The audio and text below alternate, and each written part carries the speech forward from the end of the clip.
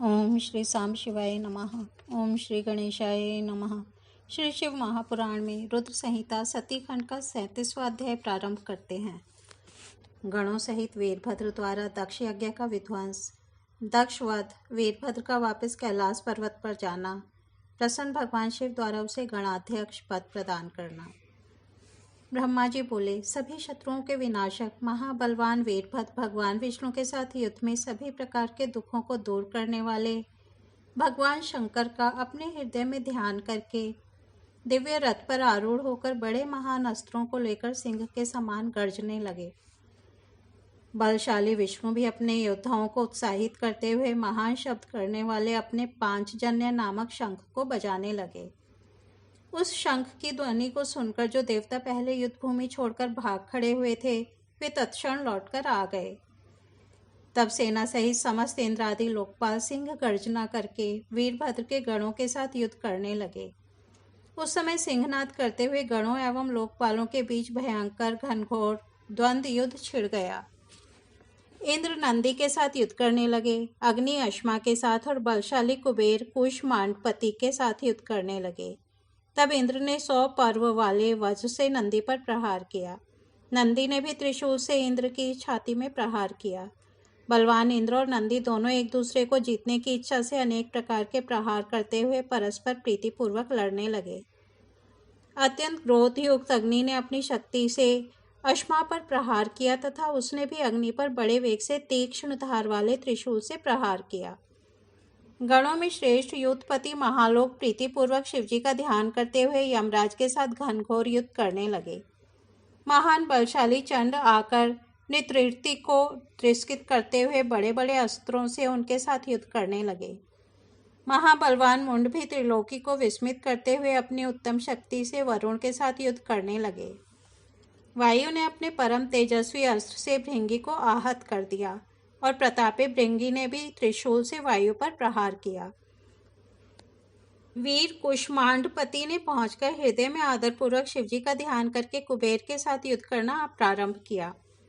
महान भैरवीपति योगिनियों के समूह को साथ लेकर समस्त देवताओं को विदीर्ण करके विचित्र रूप से उनका रक्त पीने लगे। क्षेत्रपाल शेष देवताओं का भक्षण करने लगे और काली भी उन देवताओं को विदीर्ण कर रक्त पीने लगी। तब शत्रुओं का संहार करने वाले भगवान विष्णु उनके साथ युद्ध करने लगे और उन्होंने 10 दिशाओं को दग्ध करते हुए वेगपूर्वक अपना चक्र फेंका। चक्र को वेगपूर्वक आते हुए देखकर बलवान क्षेत्रपाल ने सहसा वहां पहुंचकर उस चक्र को ग्रसित कर लिया। शत्रुओं के नगर को जीतने वाले भगवान विष्णु ने अपने चक्र को ग्रसित हुआ देखकर उसको मुख को मसलकर उस शत्रु के मुख से चक्र को गलवा लिया। तब संसार के एकमात्र स्वामी महानुभाव तथा महाबलवान भगवान विष्णु अत्यंत कुपित हो उठे। वे क्रोधित होकर अपने चक्र तथा अनेक प्रकार के अस्त्रों को लेकर उन अस्त्रों से उन महावीर गणों के साथ युद्ध करने लगे। विष्णु ने प्रचंड पराक्रम के साथ भयंकर महायुद्ध किया। वे अनेक प्रकार के अस्त्र चलाकर प्रसन्नता पूर्वक उनके साथ युद्ध कर रहे थे। वे भैरव आदि गण भी अत्यधिक क्रोध में भरकर महान ओज से अनेक प्रकार के अस्त्रों को छोड़ते हुए उनके साथ युद्ध करने लगे। इस प्रकार अतुलनीय तेज वाले विष्णु के साथ होते हुए उनके युद्ध को देखकर बलवान वीरभद्र लौटकर उनके पास पहुंचकर विष्णु के साथ स्वयं युद्ध करने लगे। उसके बाद महातेजस्वी माधव भगवान विष्णु अपने चक्र को लेकर कुपित हो उन वीरभद्र के साथ युद्ध करने लगे। हे मुने, उस समय अनेक प्रकार के अस्त्र धारण करने वाले महावीर वीरभद्र तथा सागरपति विष्णु, उन दोनों का रोमांचकारी घनघोर युद्ध होने लगा। विष्णु के योग बल से उनके शरीर से शंख, चक्र और गदा हाथों में धारण किए हुए असंख्य वीरगण प्रकट हो गए। विष्णु के समान ही बलशाली तथा नाना प्रकार के अस्त्रों को धारण किए हुए वे वीरगण वार्तालाप करते हुए वीरभद्र के साथ युद्ध करने लगे। वीरभद्र ने भगवान शंकर का स्मरण करके विष्णु के समान तेजस्वी उन सभी को अपने त्रिशूल से मारकर भस्म कर दिया। तत्पश्चात उन महाबली वीरभद्र ने युद्ध भूमि में ही लीलापूर्वक विष्णु की छाती पर त्रिशूल से प्रहार किया। हे मुने, पुरुषोत्तम श्रीहरि त्रिशूल के प्रहार से घायल होकर सहसा भूमि पर गिर पड़े और अचेत हो गए। तब प्रलयाग्नि के समान तीनों लोगों को जला देने वाला तथा वीरों को भयभीत करने वाला अद्भुत तेज उत्पन्न हुआ। पुरुषश्रेष्ठ श्रीमान भगवान विष्णु पुनः उठकर क्रोध से नेत्रों को लाल किए हुए अपने चक्र को उठाकर वीरभद्र को मारने के लिए खड़े हो गए। तब दीनता रहित चित्त वाले शिव स्वरूप वीरभद्र ने प्रलयकालीन आदित्य के समान महातेजस्वी उस चक्र को स्तंभित कर दिया। हे मुनि, मायापति महाप्रभु शंकर के प्रभाव से विष्णु के हाथ में स्थित चक्र चल नहीं पाया, वह निश्चित रूप से स्तंभित हो गया था। तब भाषण करते हुए उन गणेश और वीरभद्र ने विष्णु को भी स्तंभित कर दिया और वे शिखरयुक्त पर्वत के समान खड़े रह गए। हे नारद, वीरभद्र ने जब भगवान विष्णु को स्तंभित कर दिया तब यह देखकर यज्ञिकों ने स्तंभन से मुक्त कराने वाले मंत्र का जप करके उन्हें स्तंभन से मुक्त कर दिया। हे मुने, तदनंतर स्तंभन से मुक्त होने पर शारंग नामक धनुष धारण करने वाले रमापति ने कुपित होकर बाण सहित अपने धनुष को उठा लिया। हे तात, हे मुने, उन वीरभद्र ने 3 बाणों से विष्णु के शारंग धनुष पर प्रहार किया और वह उसी क्षण 3 टुकड़ों में विभक्त हो गया। तब महावाणी द्वारा बोधित हुए विष्णु ने उन महागण वीरभद्र को असह्य तेज से संपन्न जानकर अंतर्धान होने का मन में विचार किया। सती के द्वारा किए गए आत्मदाह के समस्त परिणाम को, जो शत्रुओं के लिए असह्य था, जानकर सभी लोग सबके स्वामी स्वतंत्र शिवजी का स्मरण करके अपने गणों के साथ अपने अपने लोक को चले गए। मैं भी पुत्र के शोक से पीड़ित हो सत्यलोक चला आया और अत्यंत दुख से व्याकुल होकर विचार करने लगा कि मुझे अब क्या करना चाहिए। मेरे तथा श्री विष्णु के चले जाने पर जो भी यज्ञोपजीवी देवता थे, मुनियों सहित उन सबको शिवगणों ने जीत लिया। उस उपद्रव को और महायज्ञ को विध्वस्त हुआ देखकर यज्ञदेव अत्यंत भयभीत हो मृग का रूप धारण करके भागने लगे। मृग रूप में आकाश की ओर भागते हुए उन यज्ञ को वीरभद्र ने पकड़कर सिर विहीन कर दिया। उसके बाद महागण वीरभद्र ने प्रजापति धर्म कश्यप, अनेक पुत्रों वाले मुनीश्वर, अरिष्ट नेमी, मुनि अंगिरा, कृशाश्व तथा महामुनि दत्त के सिर पर पैर से प्रहार किया। प्रतापी वीरभद्र ने सरस्वती तथा देवमाता अदिति की नासिका के अग्रभाग को अपने नखाग्र से विदीर्ण कर दिया। तत्पश्चात क्रोध के कारण चढ़ी हुई आंखों वाले उन वीरभद्र ने अन्य देवताओं को भी विदीर्ण कर उन्हें पृथ्वी पर गिरा दिया।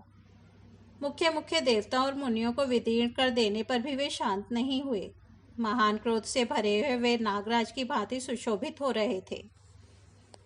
जैसे सिंह वन के हाथियों की ओर देखता है, उसी प्रकार शत्रुओं को मारकर भी वे वीरभद्र सभी दिशाओं में देखने लगे, कौन शत्रु कहाँ है। उसी समय प्रतापी मणिभद्र ने भृगु को पटक दिया और उनकी छाती पर पैर से प्रहार करके उनकी दाढ़ी नोच ली। चन्न ने बड़े वेग से पूषा के दांत उखाड़ लिए, जो पूर्व काल में महादेव जी को दक्ष द्वारा शाप दिए जाने पर दांत दिखाकर हंस रहे थे। नंदी ने भग को रोषपूर्वक पृथ्वी पर गिरा दिया और उनकी दोनों आंखें निकाल ली, जिन्होंने शिव को शाप देते हुए दक्ष की ओर नेत्र से संकेत किया था। गणेश्वरों ने स्वधा स्वाहा दक्षिणा मंत्र तंत्र तथा अन्य जो भी वहां उपस्थित थे सबको तहस नहस कर दिया। उन गणों ने क्रोधित होकर वितानाग्नि में विष्ठा की वर्षा कर दी। इस प्रकार वीरगणों ने यज्ञ की ऐसी दुर्गति कर दी जिसका वर्णन नहीं किया जा सकता। ब्रह्मपुत्र दक्ष उनके भय के मारे अंतर्वेदी के भीतर छिप गए थे। वीरभद्र पता लगाकर बलपूर्वक उन्हें खींच लाए। उनका गाल पकड़कर उन्होंने उनके मस्तक पर तलवार से आघात किया, परंतु योग के प्रभाव से उनका सिर फटा नहीं, अभेद्य ही रह गया। तब उनके सिर को अस्त्र शस्त्रों से अभेद्य समझकर उन्होंने पैरों से दक्ष की छाती को दबाकर हाथ से सिर को तोड़ दिया। तदनंतर गणों में श्रेष्ठ वीरभद्र ने उन शिवद्रोही दुष्ट दक्ष के उस सिर को अग्निकुंड में डाल दिया। उस समय वीरभद्र अपने हाथ में त्रिशूल घुमाते हुए इस प्रकार शोभित हो रहे थे मानो युद्धभूमि में संवताग्नि सबको जलाकर क्रोध में भरी हुई पर्वत के समान स्थित हो।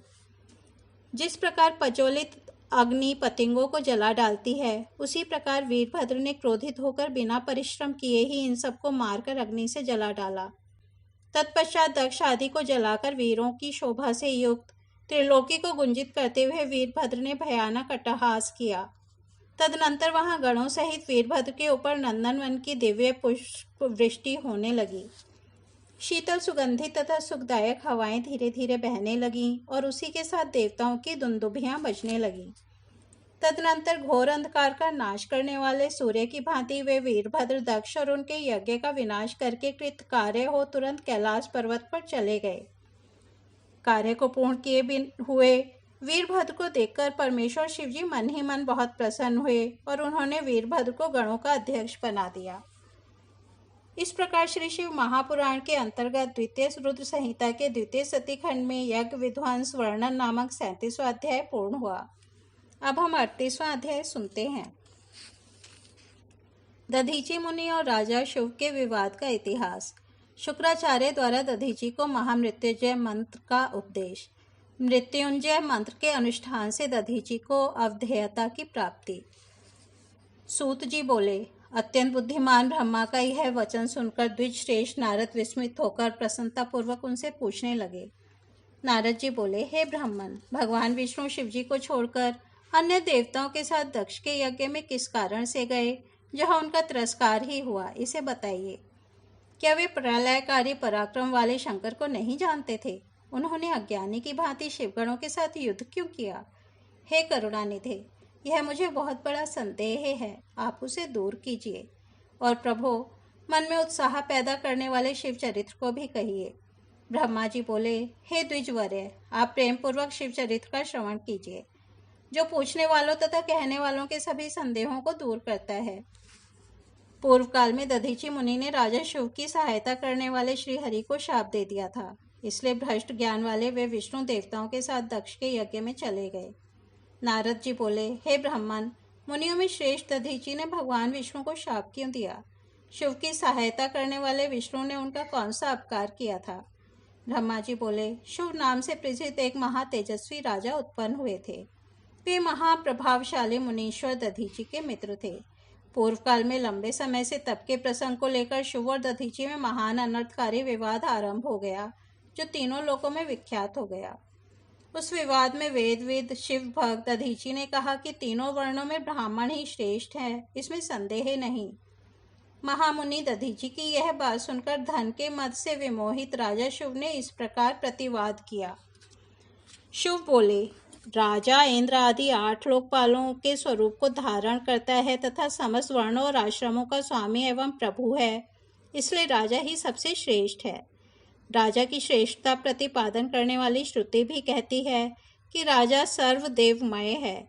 इसलिए हे मुने, जो सबसे बड़ा देवता है वह मैं ही हूँ। अतः हे च्यवन पुत्र, राजा ब्राह्मण से श्रेष्ठ होता है।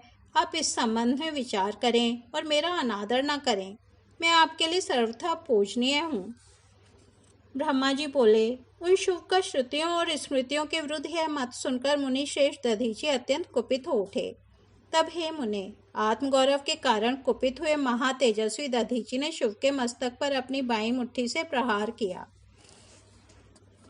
तत्पश्चात दधीची के द्वारा ताड़ित किए गए ब्रह्मांडाधिपति दुष्ट शिव अत्यंत कुपित हो गरज उठे और उन्होंने वज्र से दधीची का सिर काट डाला। इस वज्र से आहत हो दधीची पृथ्वी पर गिर पड़े। शिव के द्वारा काटे गए भार्गव वंशधर दधीची ने गिरते समय शुक्राचार्य का स्मरण किया। तब योगी शुक्राचार्य ने आकर शिव के द्वारा दधीची के काटे गए शरीर को तुरंत जोड़ दिया।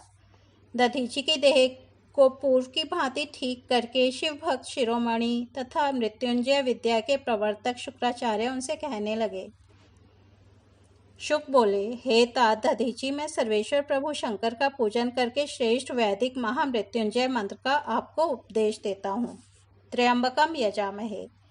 हम त्रिलोकी के पिता, 3 नेत्र वाले, तीनों मंडलों सूर्य, सोम तथा अग्नि के पिता तथा तीनों गुणों सत्व, रज तथा तम के स्वामी महेश्वर का पूजन करते हैं, जो त्रितत्व, आत्मतत्व, विद्या तत्व और शिव तत्व, त्रिवहीन, आहवनीय, गार्हपत्य और दक्षिणाग्नि तथा पृथ्वी जल तेज, इन तीनों भूतों के एवं जो त्रिदेव स्वर्ग, त्रिबाहु तथा ब्रह्मा विष्णु और शिव, इन तीनों देवताओं के महान ईश्वर महादेव जी हैं। सुगंधिम पुष्टि वर्धनम अर्थात महामृत्युंजय मंत्र का यह द्वितीय चरण है। जैसे फूलों में उत्तम गंध होती है, उसी प्रकार वे भगवान शिव संपूर्ण भूतों में, तीनों गुणों में, समस्त कृत्यों में, इंद्रियों में, अन्य अन्य देवों में और गणों में उनके प्रकाशक सारभूत आत्मा के रूप में व्याप्त है। अतएव सुगंध युक्त एवं संपूर्ण देवताओं के ईश्वर हैं। हे द्विजोत्तम, जिन महापुरुष से प्रकृति की पुष्टि होती है, हे सुव्रत, महत तत्व से लेकर विशेष पर्यंत विकल्प के जो स्वरूप हैं, हे महामुने, जो विष्णु पितामह मुनिगणों एवं इंद्रियों सहित समस्त देवताओं की पुष्टि का वर्धन करते हैं, इसलिए वे पुष्टिवर्धन हैं। वे देव रुद्र अमृत स्वरूप हैं, जो पुण्य कर्म से, तपस्या से, स्वाध्याय से, योग से अथवा ध्यान से उनकी आराधना करता है, उसे वे प्राप्त हो जाते हैं। जिस प्रकार ककड़ी का पौधा अपने फल से स्वयं ही लता को बंधन में बांधे रखता है और पक जाने पर स्वयं ही उसे बंधन से मुक्त कर देता है, ठीक उसी प्रकार बंध मोक्षकारी प्रभु सदाशिव अपने सत्य से जगत के समस्त प्राणियों को मृत्यु के पाशरूप सूक्ष्म बंधन से छुड़ा देते हैं। यह मृत संजीवनी मंत्र है, जो मेरे मत से सर्वोत्तम है। ए दधीचि, आप मेरे द्वारा दिए गए इस मंत्र का शिव ध्यान परायण होकर नियम से जप कीजिए। जप और हवन भी इसी मंत्र से करें और इसी मंत्र से अभिमंत्रित कर दिन और रात में जल भी पीजिए तथा शिव विग्रह के पास स्थित हो उन्हीं का ध्यान करते रहिए। इससे कभी भी मृत्यु का भय नहीं रहता। सब न्यास आदि करके विधिवत शिव की पूजा करके व्यग्रता रहित हो भक्त वत्सल सदाशिव का ध्यान करें। अब मैं सदाशिव के ध्यान को बता रहा हूँ, जिसके अनुसार उनका ध्यान करके मंत्र जप करना चाहिए। इस प्रकार जप करने से बुद्धिमान पुरुष भगवान शिव के प्रभाव से उस मंत्र को सिद्ध कर लेता है। ध्यान मंत्र का अर्थ इस प्रकार है। अपने दो कर कमलों में स्थित दोनों कुंभों से जल को निकालकर ऊपर वाले दोनों हाथों से सिर पर अभिषेक करते हुए कुंभ सहित अपने अन्य दोनों हाथों को अपनी गोद में धारण करते हुए शेष दो हाथों से अक्षमाला तथा मृग मुद्रा धारण करने वाले कमल के आसन पर विराजमान, सिर पर स्थित चंद्रमा से टपकते हुए अमृत कण से भीगे हुए शरीर वाले तथा 3 नेत्र वाले पार्वती सहित महामृत्युंजय भगवान का मैं ध्यान करता हूँ।